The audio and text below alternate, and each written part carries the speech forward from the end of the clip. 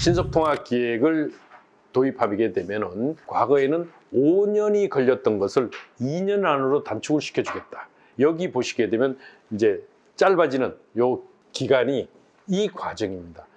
특히 사전 타당성 조사라는 것을 하게 되면은 실질적으로 약 한 42개월 걸리는 것이 14개월로 줄여주겠다는 거죠. 14개월로 줄여줄 만큼 우리가 행정지원을 적극적으로 진행을 해주겠다. 행정지원을. 그렇게 되면 해서 여기만 해도 어떻게 됩니까? 약 한 30개월 가까이 줄어드니까 거의 2년 6개월이 줄어듭니다. 2년 6개월이 줄어들고 해서 5년을 2년으로 당겨주겠다. 이렇게 해서 실제적으로 정비구역 지정 절차를 이렇게 빨리 끝내겠다. 어떻게?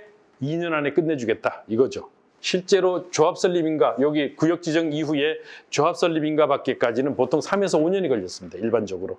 이것을 빨리 끝내주겠다. 이렇게 해서 재개발 기간을 굉장히 단축을 해서 이제 행정 지원을 진행하게 됩니다. 그래서 이 정비 사업에 대한 이 부분이 실질적으로 이것은 민간입니다.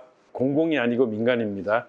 그래서 정비 계획, 건축 설계 사업 시행인가 통해서 쭉 사업이 진행되고 그랬을 때 추진 절차, 요거는 개략적으로만 알아두시면 되겠는데요.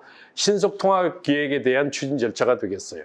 후보지 신청, 사전검토, 후보지 추천, 그리고 선정위원회 심의, 정비계획 결정고시, 추진위원회 구성, 그리고 나서 관리처분 계획, 이제 조합 설립인가, 사업 시행인가, 관리처분 계획, 이렇게 되겠죠. 사업이 진행되는 것은 정비계획 결정고시서부터 그 다음에 조합 설립인가, 그리고 사업 시행인가, 관리처분 계획, 여기가 핵심이죠.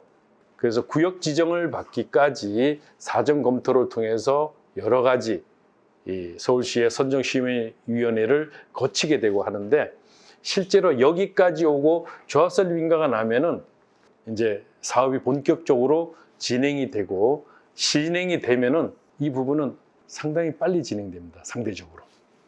이제 그 저밀도 개발에 일반적으로 층수가 요 근래에 들어와서는 35층, 3종일 때 일반적으로 받는 것이 35층 정도의 규제예요. 그래서 35층 플러스 알파까지도 완화시켜주겠다.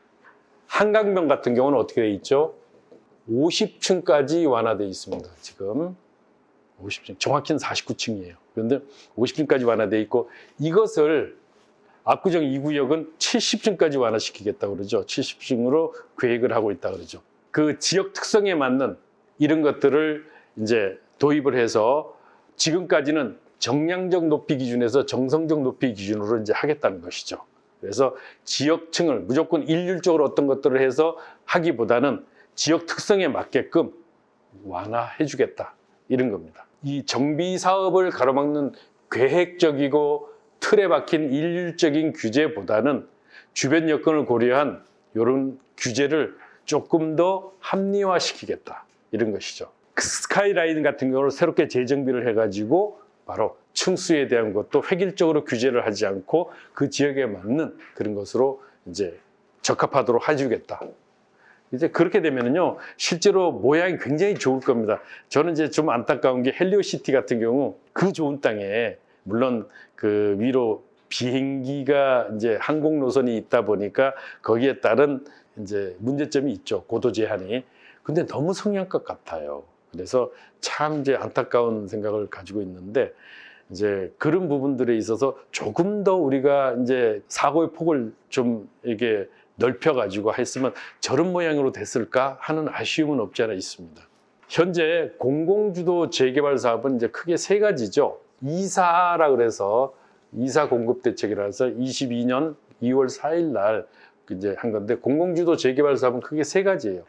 공공이 땅을 수용해 개발하는 도심 공공복합사업. 이게 너무 어려워요. 저도 어려운데 아마도 이걸 접하시는 많은 분들은 진짜 힘드실 거예요. 공공이 주가 되는 것이 있고요. 그리고 민간이 주도하는 게 있고 또 하나는 공공과 민간이 합작해서 하는 게 요 세 가지예요. 뭐 그냥 어렵지 않습니다. 자, 공공주도 재개발 권리 산정일. 이 권리 산정일이 왜 중요할까요? 권리 산정일이 과거에 도시및 주거환경 정비부에 처음에 제정될 때는 아예 없었던 겁니다. 없었던 것이고 그게 2013년인가에 아마 도입이 된 것인데 공공주도 재개발에서 권리산정 기준일이 왜 중요하냐. 이 권리산정 기준일에 의해서 입주권 여부가 결정됩니다.